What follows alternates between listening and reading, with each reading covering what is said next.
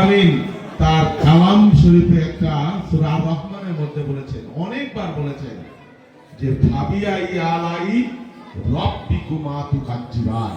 সূরা রহমানের এই আয়াত, অর্থাৎ তুমি তোমার রবের কোন কোন অবদানকে অস্বীকার করবে। কি অসাধারণ কথা, তাই না? আল্লাহ কোরআন শরীফের কথা আরো আছে যে হতাশ হয়ে না, শীঘ্রই তোমার রব তোমাকে এত বেশি দিবেন যে তুমি খুশি হয়ে যাবা, তাই না? এই যে দেখেন, আলমগীর কবির একজন গ্রামের ছেলে, মাটির মানুষ, চরের মানুষ। আমি শহীদুল ইসলাম বাবুল একজন কৃষকের সন্তান। এত মানুষ তো আমাদের জন্য এখানে আসবার কথা না, কথা বলেন? এত মানুষ তো আমাদের ভালোবাসবার কথা না। আমাদের তো একজন কেরানি হওয়ার কথা, একটা চাকরি করে দিন যাপন করবার কথা, তাই না? কিন্তু আল্লাহ রাব্বুল আলামিন এত কিছু দিলেন, এত ভালোবাসলেন, সেই জন্য তার প্রতি তো শুকরিয়া জানানোই লাগে না? আমার মায়ের কথা আপনারা শুনেছেন, দেখেছেন, একজন সাধারণ মানুষ না, একেবারে গ্রামের সহজ সরল মানুষ না। আমি তো তারই সন্তান। আমার জীবনটা একটা সংগ্রামের মধ্য দিয়ে বেড়ে ওঠা জীবন। জন্ম থেকেই আমি যুদ্ধ করছি, জন্ম থেকে আমি যুদ্ধ করছি। এই যুদ্ধের যাত্রা মানে লাইফ ইজ স্ট্রাগল আর স্ট্রাগল ইজ লাইফ বলে। জীবন মানেই যুদ্ধ, যুদ্ধ মানেই জীবন। কবির ভাই বললো 36 ঘন্টা জার্নি করে আসলো, আসার পরে আবার শুরু হয়ে গেছে। আমারও একই অবস্থা, দিন রাত, কখন রাত হয় কখন দিন হয়, গলাও ব্যথা হয়ে গেছে, অসুস্থ হয়ে পড়ছি, আসলে বুঝতে পারি না। এখন বাসায় যাই দেখবো রাতের বেলা 11টার সময় 12টার সময় 3-400 মানুষ, তাদের সাথে কথা বলতে হবে। এই যে অনেকগুলা ফোন ধরতে পারি নাই, এই ফোনকে কল ব্যাক করা লাগবে। কখন ঘুমাবো, ভোর 3টা হয়, 4টা হয়, ফজরও হয়ে যায়। আবার সকালে ঘুম থেকে উঠে থেকে মানুষ আবার প্রোগ্রাম দেওয়া থাকে, সেখানে যেতে হয়। আমি কখনো বিরক্ত হই না, আমি মনে করি যে এটা আল্লাহ তাআলার নিয়ামত। কারণ এই এলাকায় আমাকে যখন আমার ভারপ্রাপ্ত চেয়ারম্যান দায়িত্ব দিলেন, দেখে আমাকে যখন দায়িত্ব দিলেন, আমি প্রথমে একটা কষ্টের মধ্যে পড়ে গেলাম, হতাশা বোধ করলাম। হ্যাঁ, যদিও চরবদেশ্বর এলাকার মানুষ আগে থেকেই শান্তি প্রিয়, আগে থেকেই তারা বিএনপি সমর্থন করে, এটা ঠিক। কিন্তু সদরপুর, ভাঙ্গা এই এলাকা তো কঠিন এলাকা। তাছাড়া দীর্ঘদিন এখানে আমাদের দলের রাজনীতি সেভাবে হয় না, দীর্ঘদিন হয় না। আমি আমার ভারপ্রাপ্ত চেয়ারম্যানকে বললাম যে ভাই, আপনি তো জানেন আমি কত কষ্ট করলাম, কত যুদ্ধ করলাম, আপনি সবকিছু সাক্ষী। এখন আমরা একটু আলোর মুখ দেখতেছি, হাসিনা চলে গেল, বিদায় করলাম, জীবনের ঝুঁকি নিলাম, আপনি আবার আমাকে কোন যুদ্ধের মধ্যে দিবেন? এটা আমার জন্য খুব কঠিন কাজ। উনি আমাকে বললেন, দেখো, পলি মাটিতে তো সবাই ফসল ফলাইতে পারে, কিন্তু মরুভূমির কাকর বিছানো মাটি, এই মাটিতে যে ফল ফলাইতে পারে সেই তো কর্মবীর। পাথরের মধ্যে যে ফুল ফুটাইতে পারে সেই তো প্রকৃত সাধক। এই কথাটা শুনে আমি অভিভূত হয়ে গেলাম, আমি সাহস পেলাম। আমি আমার বন্ধু বান্ধবের সাথে কথা বললাম, আমি বাড়িতে এসে আমার মায়ের সাথে কথা বললাম, আমার আত্মীয় পরিজনের সাথে পরামর্শ করলাম। আমার মা আমাকে অনুমতি দিলেন যে ঠিক আছে, তোমার দল যেহেতু বলেছে, তুমি তো এই দলই করেছো সারা জীবন, তুমি যাও, চেষ্টা করো। তারপরে আমি এসে কাবা শরীফে চলে গেছিলাম। কারণ এই 25টা ইউনিয়ন, নদীর উপারে ইউনিয়ন 4-5টা, এদিকে ট্যাকের হাট, এদিকে দুহাট, এই বিস্তর জায়গা আমার কাছে একটা মহাসমুদ্রের মতো মনে হয়েছে। আমি আল্লাহর ঘরকে সাক্ষী রেখে, আল্লাহর ঘর ধরে আমি বললাম যে আল্লাহ, তুমি যদি আমাকে সাহায্য না করো, আমি একটা কৃষকের সন্তান, আমি আমার গোটা জীবন কত কষ্ট করলাম, কত ঘাম ঝরাইলাম, কত জেল খাটলাম, রক্ত ঝরাইলাম, মৃত্যুর হাত থেকে ফিরাইলাম, 128 মামলার আসামি হইলাম, তুমি আমাকে সাহায্য করো, না হলে আমি এই পথ পাড়ি দিতে পারবো না। আলহামদুলিল্লাহ, আমি মনে করতেছি যে আল্লাহর সাহায্য ছাড়া, ইশারা ছাড়া আপনারা এত মানুষ এখানে আসেন। সত্যি কথা, সত্যি কথা, অনেক দুঃখে আমাদের দিন গেছে, আবার তার উল্টা দিক আছে, ভালোবাসাও আছে, মানুষের বিপুল ভালোবাসা।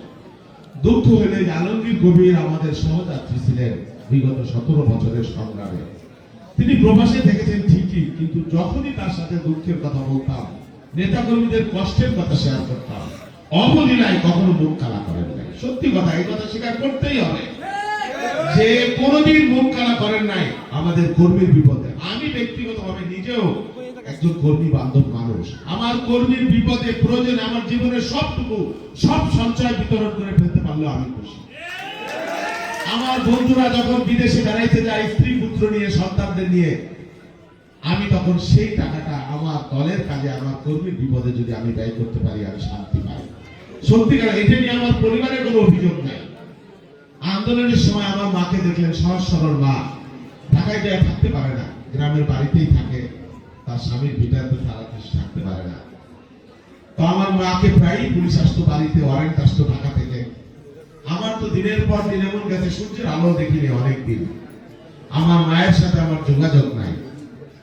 আমার মাকে পুলিশ আসতো প্রায়, কেউ কেউ ভালো ব্যবহার করতো, সালাম কালাম দিত, কিন্তু কেউ কেউ আবার দুর্ব্যবহার করেছে, কটূক্তি করতো যে আপনার ছেলে তো সন্ত্রাসী, আপনি এরকম ছেলে কেন জন্ম দিছে, ঢাকায় যায় সন্ত্রাসী করে, পুলিশের উপর হামলা করে, রাষ্ট্রের কাজে রাষ্ট্রদ্রোহিতা করে, এটা করে ওইটা করে। আমার মা কান্নাকাটি করতো, কখনো কখনো ফোনে বললে বাবা সাবধানে থাইকো, এটা করে ওইটা করে, খালি যায় না আমাদের করে কান্নাকাটি করে। 82 বছর বয়স, আজকে আবার সদরপুরে চলে আসছে সকালবেলা। আমার বলে যে আমি ভোট করতে যাবো। আমি তুমি তো হাঁটতে পারো না মা, তুমি কেমনে ভোট করবা? হয় না আমি পারবো, আমি টাকা গুছাইছি, হ্যাঁ আমি যাবো, আমার জন্য টাকা নিয়েছে, আমরাই তাহলে টাকা দিই খরচ খরচের জন্য, হ্যাঁ টাকা নিয়ে আসছে আমার জন্য। তো আমি আমার মাকে বললাম, মা কয় যে আমি তো আমার ছেলের একটা ভোট দিতে পারবো না, কারণ তার ভোট করছে নগরকান্দার মধ্যে। আমি তারে বললাম যে মা তুমি আক্ষেপ করো না, এই সদরপুরে সর্বদেশ আমরা অনেক মা আমাকে ভালোবাসে দিচ্ছে, সন্তান ধরে বলে আমাকে ভোট দেবে, অনেক বোন আমাকে ভালোবাসে, তারা আমাকে ভোট দেবে। তো বিশ্বাস করেন আমি সদরপুরে একটা জায়গা কিনছি, আমি সময় পাইনি, আমি যে সময় পাইতাম আমি একটা ঘর উঠেতাম, ঘর উঠে আমার মাকে নিয়ে আসতাম এবং তার ভোটার বানাই দিতাম। তাহলে যদি সুযোগ দেয় সেটা আমি করবো নিশ্চয়ই। আমি সদরপুরে থাকি, আমি গ্রামে একটা ঘর বানাইছিলাম। আমার ইচ্ছা ছিল যে নির্বাচন করব, আমার পার্টি থেকে বলছিল আরো বেশ আগে, কারণ আমাকে দিবে, আমি সেই বিশ্বাস রাখি, আস্থা রাখি আমার পার্টির উপরে। কারণ আমার যে ত্যাগ, আমি যে বেঁচে আছি এটা তো আল্লাহ তাআলার করুণা। আল্লাহ তো আমাকে, আমি তো মারাও যাইতে পারতাম, কারণ আমার অনেক বন্ধু সহকর্মী চলে গেছে বিদায় হয়ে, রাস্তার উপর গুলি খাই পড়ে গেছে, এরকম ঘটনাও আছে। অনেকে গুম হয়ে গেছে, আর ফিরে আসে না। তার সন্তানরা, নুরুজ্জামান জনি নামে একজন সহকর্মী ছিল আমার ছোট ভাই, 18টা গুলি করছে তার বুকের উপর, 18টা গুলি। একজন মানুষকে মারতে কয়টা গুলি করা লাগে বলেন? কয়টা গুলি করা লাগে? 18টা গুলি করেছে এই নুরুজ্জামান জনিকে। তার যে সন্তান মায়ের পেটে ছিল, বাবার চেহারা দেখে নাই, এখন 13-14 বছরের সন্তান হয়ে গেছে। আমাদেরকে প্রশ্ন করে যে আমার বাবার কি অপরাধ ছিল। অনেক মাকে আমি চিনি যারা রাতের বেলায় দরজা বন্ধ করে না, ছেলে গুম হয়ে গেছে, এখনো বিশ্বাস করে যে ছেলে বেঁচে আছে, ছেলে আবার আসবে রাতের বেলায়। কখন আসে? এসে যদি আমি ট্রেন না পাই, যদি দরজা ধাক্কায় আমি যদি না বুঝি, সেই জন্য দরজা খুলে ঘুমাই থাকে মা। এই ঘটনা বাংলাদেশে ঘটেছে। এই যে আলেম ওলামা, মাদ্রাসার এতিম অসহায় শিশু শুধুমাত্র ধর্মের অবমাননার জন্য ঢাকায় প্রতিবাদ করতে গেছিল শাপলা চত্বরে, রাতের বেলায় মারণাস্ত্র দিয়ে গুলি করে করে এই বাচ্চা এতিম অসহায়দেরকে রক্ত স্রোত, সেই মামলা আমিও গভীর রাত পর্যন্ত সেখানে ছিলাম, সেই মামলা আমরাও জেলে থাকলাম। বাইতুল মুকাররম মসজিদের মধ্যে গুলি করা হলো, ভারতীয় একজন প্রধানমন্ত্রীকে এনে লাল গালিচা সংবর্ধনা দেওয়া হবে, তৌহিদি জনতা প্রতিবাদ করলো, গুলি করে করে বাকির মতো। কিসের জন্য? ক্ষমতা, ক্ষমতা, ক্ষমতা, ক্ষমতা। নিজের দেশের মানুষ নমরুদ, ফেরাউন, কারুন, হামান, হিটলার, মুসলিম এই ধরনের নিষ্ঠুরতা করেছে কিনা আমরা জানি না। এই রাজনীতি বাংলাদেশে আর চাই না। আমরা আমাদের জীবনের 17 বছর লড়াই করেছি, 17 বছর আমরা ব্যয় করেছি এই অন্যায়ের বিরুদ্ধে, ফ্যাসিবাদের বিরুদ্ধে, দুঃশাসনের বিরুদ্ধে। আমরা এই রাজনীতি আর আমি করতে আসিনি। এই যে বিভেদ, এই যে হত্যা, এই যে খুন, এই যে গুম, এই রাজনীতি এই সদরপুরে আমরা করতে আসি নাই। একজন নেতা এখানে ছিলেন, অহংকার করে বলতেন এক ঘর বিএনপি আমরা এখানে রাখবো না, বলেছিলেন। অহংকার করে বলতেন, তাদের কথা এখানে বাগে বসে এক কাঠে জল খাইতো, দিন রাত হয়ে যাইতো, এরকম একটা অবস্থা। তার উপরে একজন বসে তিনি হাসেন। এই যে খালেদা জিয়া, আপনারা যাকে ভালোবাসছেন, বাংলাদেশের কোটি কোটি মানুষ ভালোবাসছেন, কি কারণ বলেন? একজন মানুষ তার গোটা জীবন তিনি সংগ্রাম করলেন। এই মানুষের জন্য 35 বছর বয়সে বিধবা হয়েছেন, মাত্র 2টা শিশু সন্তান, কোনদিন রাজনীতি করেন নাই, ঘরের মধ্যে ছিলেন। মানুষ তার স্বামীর পরে মানুষ তাকে ঘর থেকে বের করেছিল। এরশাদের বিরুদ্ধে 9 বছর লাগাতার সংগ্রাম করেছেন, কখনো আপোষ করেন নাই। অন্যরা আপোষ করে বিশ্বাসঘাতক হয়েছিল। 86 নির্বাচন, অনেক ইতিহাস, অনেক ঘটনা। অন-11 সময় বেগম খালেদা জিয়া অনমনীয়। মঈনুদ্দিনের ফখরুদ্দিনের সরকার প্রথম বলা হলো 2 নেত্রীকে মাইনাস করবার জন্য অন-11, পরে দেখা গেল না, শুধু বেগম খালেদা জিয়া বা জিয়া পরিবারকে মাইনাস করার চেষ্টা। শেখ হাসিনা সেনাবাহিনীদের সাথে আপোষ করে আমেরিকায় চলে গেলেন চোখের চিকিৎসার নামে, খালেদা জিয়া গেলেন না। তাকে চাপ দেওয়া হলো যে আপনি বিদেশে চলে যান। বেগম খালেদা জিয়া বললেন যে আমি বিদেশে যাব না, বিদেশে আমার কোনো ঠিকানা নাই। তাকে আরো চাপ দেওয়া হলো, আপনাকে কিন্তু গ্রেফতার করা হবে। বেগম খালেদা জিয়া বলল আমি এগুলোর ভয় করি না। বলা হলো আপনার ছেলেদেরকে গ্রেফতার করা হবে, বললে করো তোমরা, আমি এগুলোর পরোয়া করি না। বলা হলো যে বিমানবন্দরে আপনার জন্য চার্টার বিমান প্রস্তুত করে রাখা হয়েছে, সৌদি আরবে আপনার জন্য রাজপ্রাসাদ প্রস্তুত করে রাখা হয়েছে, আপনি আপনার সন্তানদেরকে নিয়ে বিদেশে চলে যান। 2007 সালের কথা বলতেছি। খালেদা জিয়া বললেন বাংলাদেশের বাইরে আমার কোনো ঠিকানা নাই, আমি বাংলাদেশে জন্মেছি, এদেশের মানুষের জন্য রাজনীতি করি। আমার স্বামী এদেশের জন্য মুক্তিযুদ্ধ করেছেন, আমার পূর্বপুরুষের কবর এখানে, আমি বাংলাদেশ ছেড়ে কোথাও যেতে বাইরে যাব না, যাব না, যাব না। সত্যি সত্যি খালেদা জিয়াকে গ্রেফতার করা হলো, তার ছেলেদেরকে গ্রেফতার করা হলো। এটাও বলা হলো যে আপনার ছেলেদেরকে কিন্তু খুন করা হয়তো, হত্যা করা হতে পারে। এবং আমরা জেনেছি টেলিফোনের মধ্য দিয়ে তার সন্তানদেরকে, তারেক রহমানকে যেভাবে অত্যাচার করা হয়েছে, সেই ভিডিও খালেদা জিয়াকে দেখানো হয়েছে। বেগম খালেদা জিয়া তখনও বলেছেন তোমরা আমার সন্তানদেরকেও হত্যা করতে পারো, তবু আমি বাংলাদেশ ছেড়ে যাব না। এই দেশের মানুষের জন্য আমি রাজনীতি করি, 18 কোটি মানুষের মধ্য থেকে আমি আমার সন্তানকে খুঁজে নেব, তবু আমি বাংলাদেশ ছেড়ে যাব না। সত্য কিনা বলেন? আপনারা তো অনেকেই জানেন। এমনি এমনি খালেদা জিয়া জনপ্রিয় হয় নাই, আমার নেত্রী পালাই নাই। আর আরেকজন পালায় যাওয়ার 3 দিন আগেও টেলিভিশনে ভ্যাংসানি দিয়ে কয় হাসিনা পালায় না, হাসিনা পালায় না। 3 দিন পরেই বন্যার গোষ্ঠীকে নিয়ে পাগার পার হয়ে গেল। কত কর্মীর এতিম করে গেল, কত কর্মীর এতিম করে গেল। কি কারণে তারা তার দল করে আমি জানি না। আমরা বলতে পারি যে আমরা খালেদা জিয়ার দল করি, তার কারণ আছে। তিনি আমাদেরকে ফেলে পালায় যান নাই কখনো, আমাদের দলকে অপমানিত করেন নাই কখনো। জিয়া রহমান যেমন মুক্তিযুদ্ধের সময় পালায় নাই, রণাঙ্গনে যুদ্ধ করতে মুক্তিযুদ্ধের ঘোষণা দিতে। আপনার পালানের ইতিহাস আছে, পালাই গেছেন। আমার আওয়ামী লীগের বন্ধু যারা রয়েছেন তাদের জন্য আমার সহানুভূতি করো না, যে আপনার নেত্রী আপনাকে কথায় কথায় বললেন যে মৃত্যুকে ভয় পাই না, চলে গেলেন।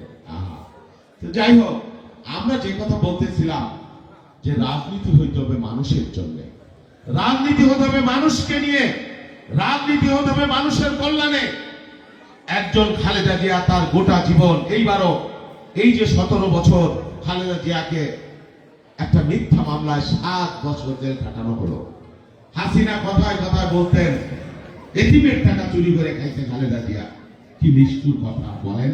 3 বার প্রধানমন্ত্রী ছিলেন, স্বামী প্রেসিডেন্ট ছিলেন, সে নাকি এতিমের 3.5 কোটি টাকা চুরি করে খাইছে। কি মিথ্যা অপবাদ। কুয়েতের আমির জিয়া রহমানের নামে, তার স্বামীর নামে 1.5 কোটি টাকা পাঠাইছিল জিয়া রহমান চ্যারিটেবল ট্রাস্টের নামে। বেগম খালেদা জিয়া তার কাজের ভুলে সেই টাকার প্রসেস করেন না, ব্যাংকের টাকা ব্যাংকে আছে, এখন নাকি সুদে আসলে সেই টাকা 4 গুণ হয়েছে।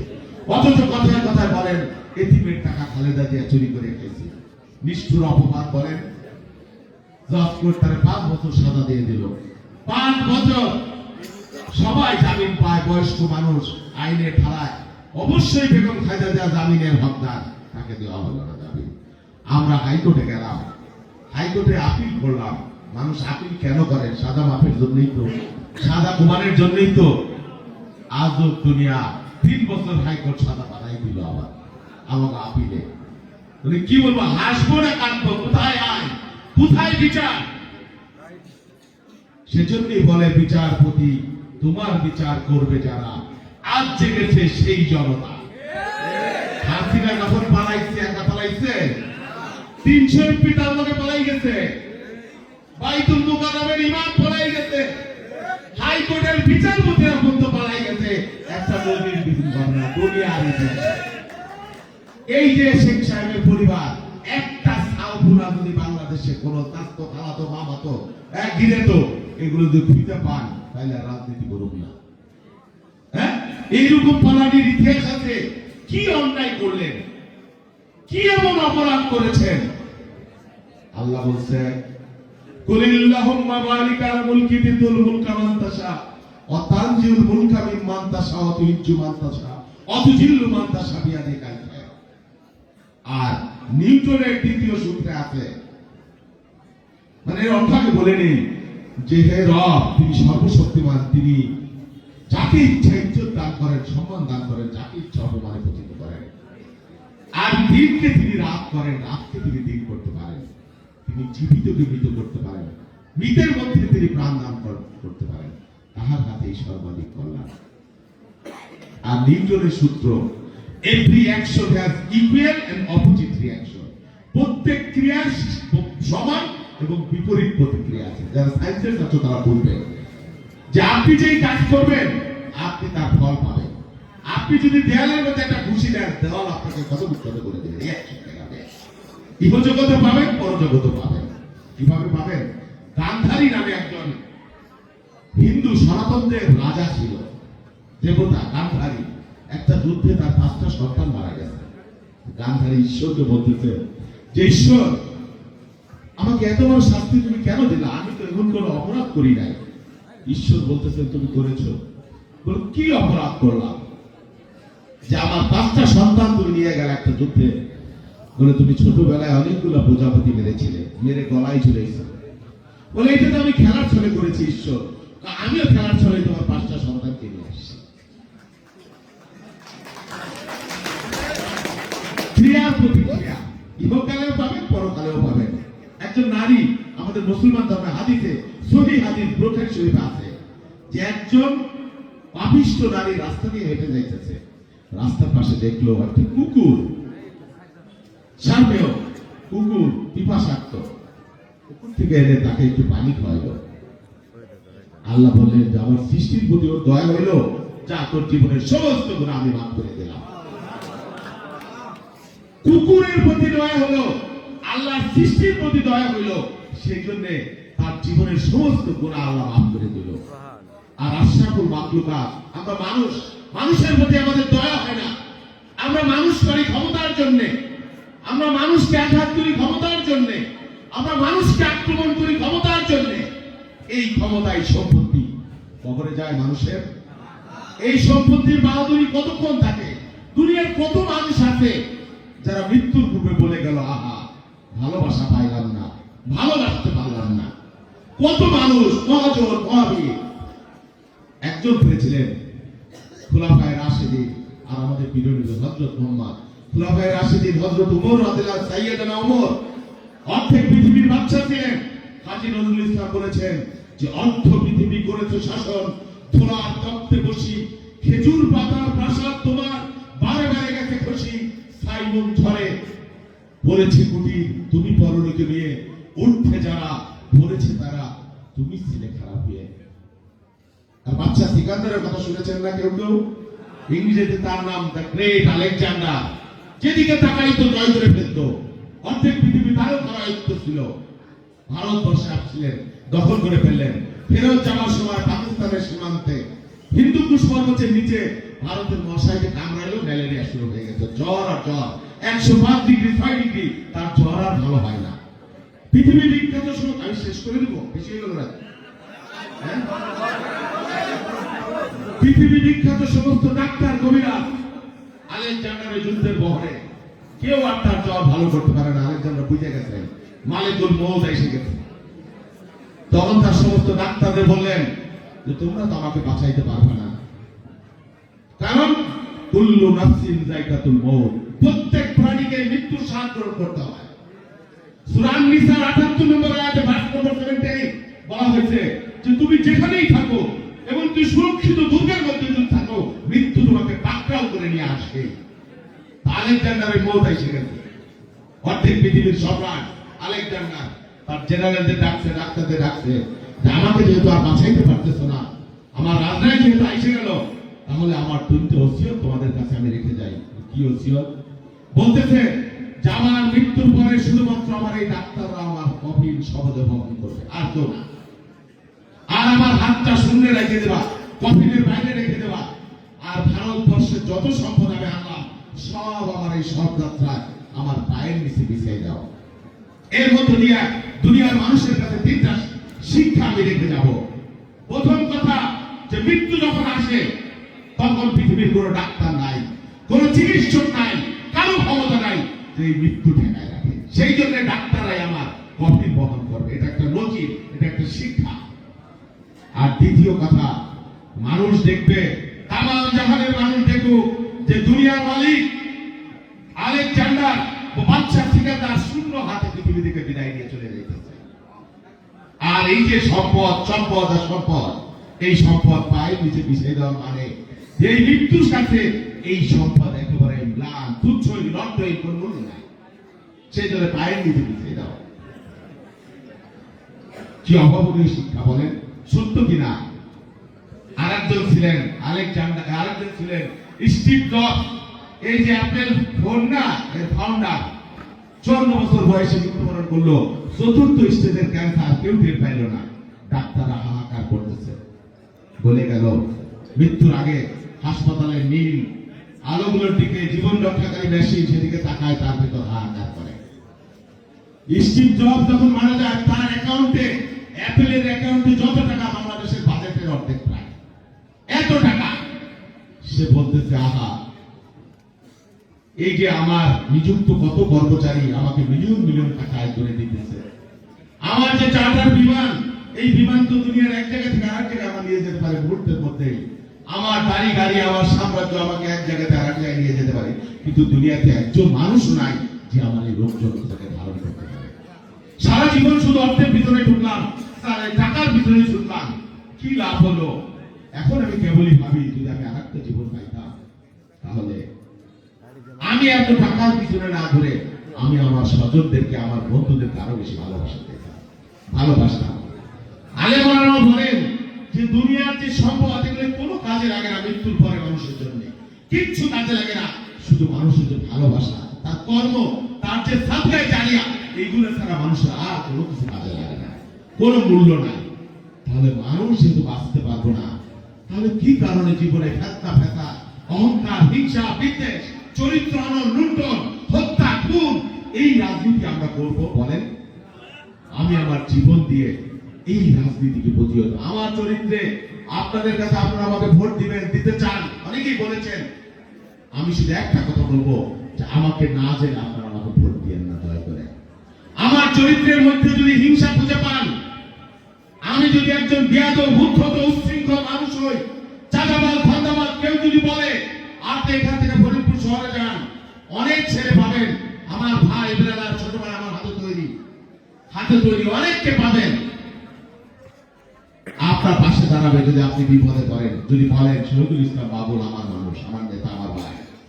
আপনি ঢাকা যান, বিএনপির হেড অফিসে আমার একটা বসার রুম আছে, আপনি যদি পরিচয় দেন আপনি চরপ্রদর্শনের মানুষ, আপনাকে একটা চা খাওয়াবে, ভালোবাসবে। আপনি যেখানে যান, টেকনাফ, তেতুলিয়া, রূপসা, পাথুরিয়া, যেখানেই যান, আপনি যদি বলেন যে আমি ফরিদপুর 4 আসনের মানুষ, শহীদুল ইসলাম বাবুল আমার নেতা, আমার ভাই, আপনি দেখবেন কেউ না কেউ আপনাকে চিনবে। কেউ বলবে না যে এই লোকটা চরিত্রহীন লোক, এই লোকটা অসৎ লোক, এই লোকটা বেয়াদব লোক। যদি বলে আল্লাহর রাস্তে আমাকে ভোট দিবেন না, আল্লাহর রাস্তে। আমি আবার বলছি, আমার চরিত্রের মধ্যে এই দোষগুলো যদি কেউ বলে বা আপনারা খবর নিয়ে খুঁজে পান, আমাকে আপনারা ভোট দিবেন না। ভোট দিব কিসে? কিসে ভোট দেব কিসে রাস্তা রাখবো কিসে আমাকে অনেকে বলে আমার বন্ধুরা যে ভাই ধানের শীষের গরজোয়ার সারা দেশে এখানেও শুরু হয়ে গেছে, আপনি তো জিতেই যাবেন, আপনি এত পরিশ্রম করতেছেন, অসুস্থ হয়ে যাবেন, এটা হয়ে যাবেন, ওটা হয়ে যাবেন, একটু কম করলে অসুবিধা কি? আমি বলি যে কত এমপি আইলো আর গেল, কত এমপি আর আইলো গেল, কে মনে রাখে? কিন্তু এই যে মানুষের সাথে সম্পর্ক, এই ভালোবাসা, এমপি তো আসবে যাবে, কিন্তু এই ভালোবাসা তাই রয়ে যাবে। আমি এই ভালোবাসার কাঙাল, আমি আমার গোটা জীবন দিয়ে মানুষের ভালোবাসার জন্য আমি চেষ্টা করেছি, কাজ করেছি। আমি স্বপ্ন দেখি, আমার চেষ্টা, আমার সাধনা যে আমিও তো মারা যাব। একটা কাশিম 200 বছর বাঁচে, কার কি আসে যায় বলেন? কেউ খবর রাখে?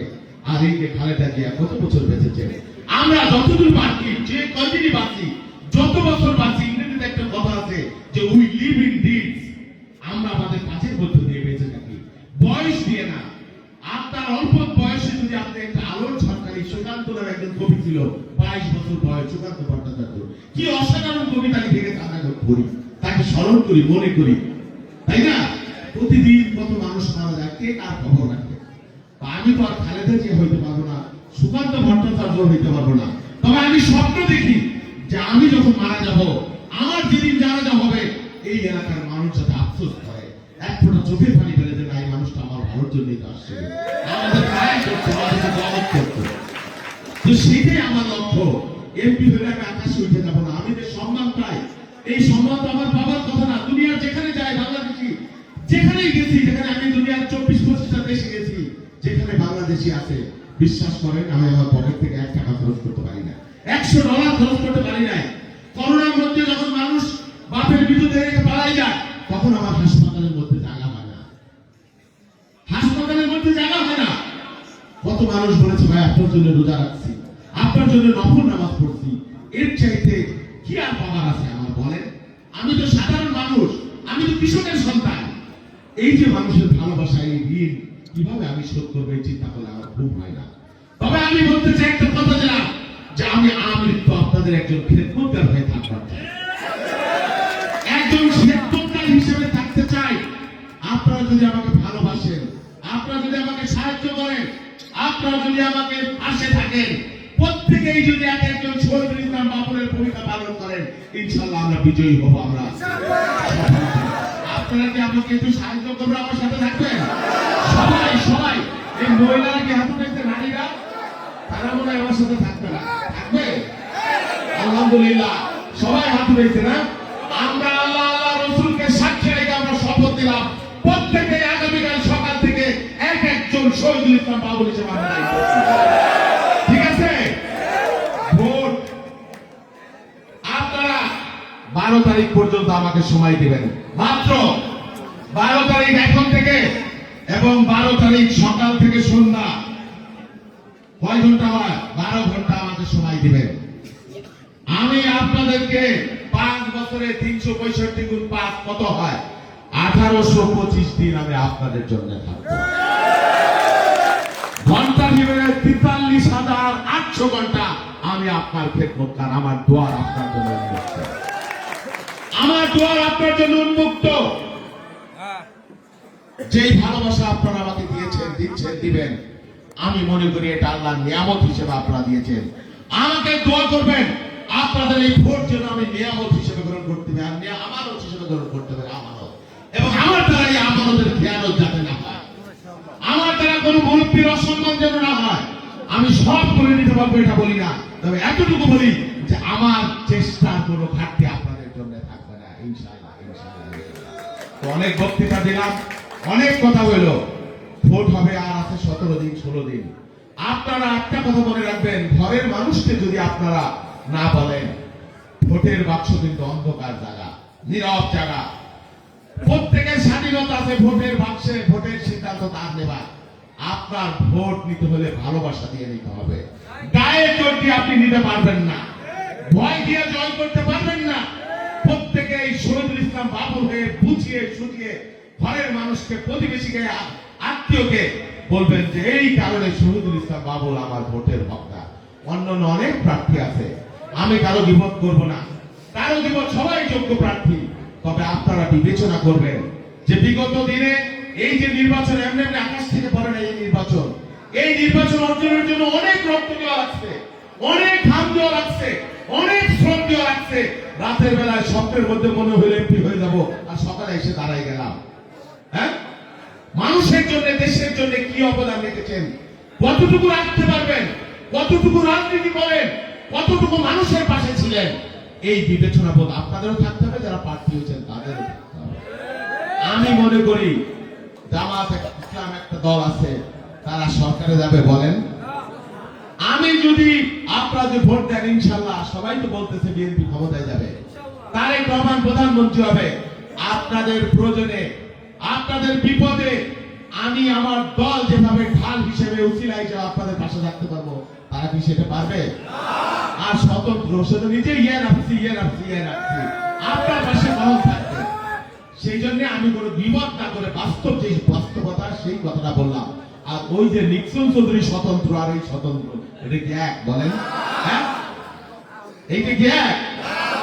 সেই জন্য আপনাদের বলি, আপনাদের বিচার বোধ আছে, আপনাদের বিবেচনা আছে, আপনারা অবশ্যই বিচার করে, মূল্যায়ন করে, বিবেক দিয়ে চিন্তা করে, আপনারা অনেকদিন পর আমরা এই সুযোগটা পেয়েছেন, আপনারা নিজেরা সম্মানিত হবেন, নিজেরা মর্যাদাবান হবেন ইনশাল্লাহ। তো সবাইকে আমার ধন্যবাদ দিয়ে, আমার আবারও কৃতজ্ঞতা জানিয়ে, ভোটের আগে আর দেখা হবে কিনা জানি না, যদি বেঁচে থাকি নিশ্চয়ই আল্লাহ আপনাদের সাথে যেহেতু আল্লাহ আমার ভাগ্য মিলিয়ে দিচ্ছে, ইনশাল্লাহ আমিও আমার জীবনের, বাকি জীবনের সবটুকু দিয়ে আপনাদের এই ভালোবাসা, এই সমর্থনকে ধরে রাখার চেষ্টা করব। সবাইকে ধন্যবাদ। ভোট দিব কিসে?